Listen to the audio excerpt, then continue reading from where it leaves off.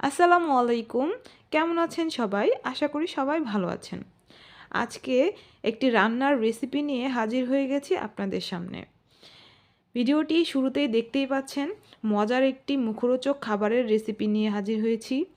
আজকে আপনাদেরকে কুমড়ো ফুলের বড়ার রেসিপি করে দেখাবো। কুমড়ো ফুলের বড়া অনেকেই খেয়েছেন, আবার অনেকে কখনো খাননি। তবে যারা খাননি বলবো একবার হলেও খেয়ে দেখবেন। এটির টেস্ট যে কতটা মজার না খেলে বুঝতে পারবেন না। চলুন শুরু করা যাক রেসিপিটি। কুমড়ো ফুলের বড়া বানানোর জন্য আমি একটি পাতলা ডো করে নেব। তার জন্য এখানে 1 কাপ পরিমাণ আমি চাউলের গুঁড়ি নিয়ে নিয়েছি এবং একে একে সবগুলো মশলা অ্যাড করে নিব। প্রথমে আমি অল্প পরিমাণে হলুদের গুঁড়া, অল্প পরিমাণে মরিচের গুঁড়া এবং সামান্য পরিমাণে জিরার গুঁড়া অ্যাড করে নিয়েছি। তারপরে স্বাদ মতো লবণ দিয়ে দিয়েছি। তারপরে খুবই সামান্য পরিমাণে আদার বাটা এবং রসুনের বাটা দিয়ে অল্প অল্প পানি নিয়ে আমি ডোটি বানিয়ে নিব।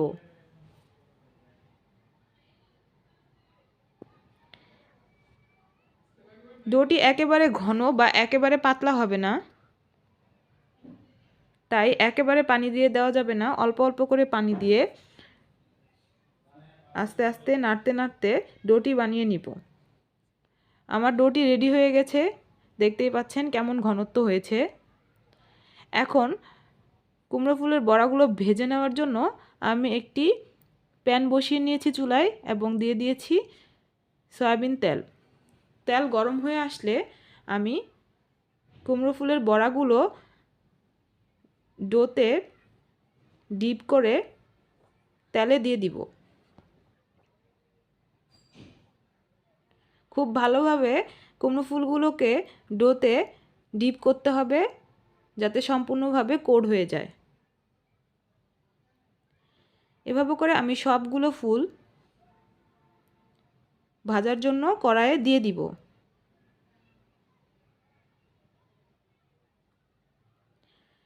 ভাবতেই অবাক লাগে না?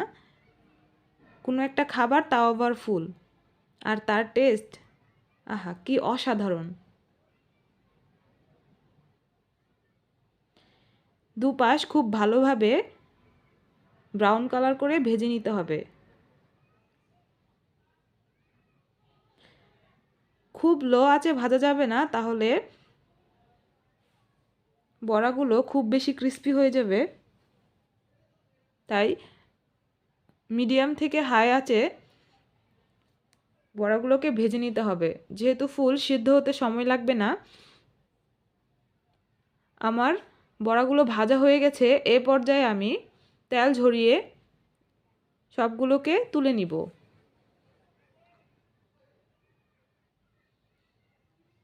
খুবই ক্রিস্পি এবং মজার এই রেসিপিটি যদি কেউ না খেয়ে থাকেন তাহলে অবশ্যই একবার হলেও বানিয়ে খেয়ে দেখবেন।